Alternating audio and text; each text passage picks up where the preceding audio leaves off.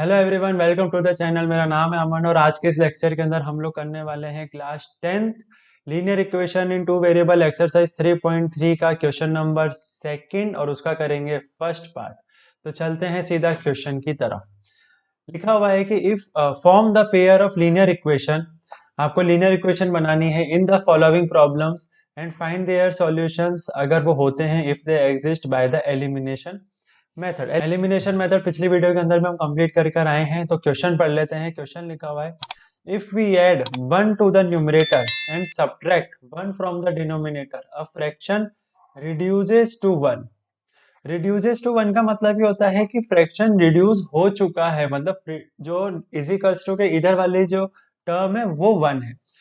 फिर ये पहली इक्वेशन है तो हम पहली इक्वेशन को सॉल्व करते हैं। तो पहली इक्वेशन को सॉल्व करने के लिए हम लोग लिखेंगे सॉल्यूशन। ये हो जाएगा let the numerator be x, let the denominator be y। ठीक है, अब इसके बाद हमको इसको सॉल्व करना है। तो पहली इक्वेशन हमको मिली है if we add 1 to the numerator. तो न्यूमरेटर हमने क्या माना है, x माना है। उसके अंदर हमको क्या ऐड करना है, 1 ऐड करना है। कर दो, अपॉन करो, है ना।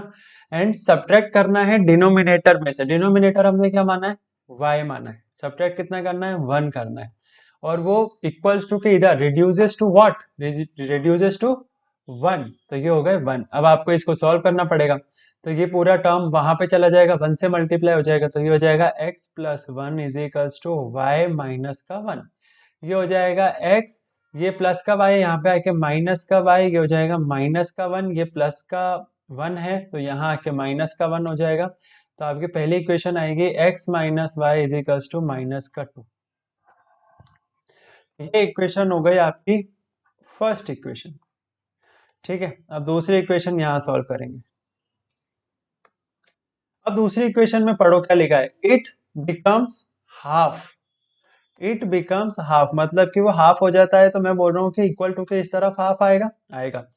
अगर हम if we only add 1 to the denominator, अगर मैं सिर्फ डिनोमिनेटर में 1 ऐड करूं, क्योंकि डिनोमिनेटर हमने y माना था तो y के अंदर ही ऐड होगा ना।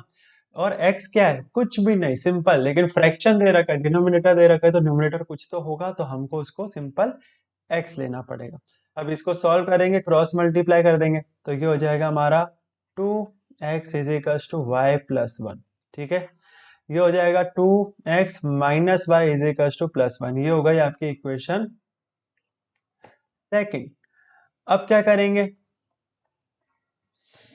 अब क्या करेंगे, अब इसको हम करेंगे फ्रॉम इक्वेशन फर्स्ट और सेकंड। ठीक है, ये हो जाएगा from equation first and second. पहली इक्वेशन लिख लो, x minus Y is equals to minus का 2। दूसरी इक्वेशन ये वाली लिख लो, 2x माइनस का y इज इक्वल्स टू 1।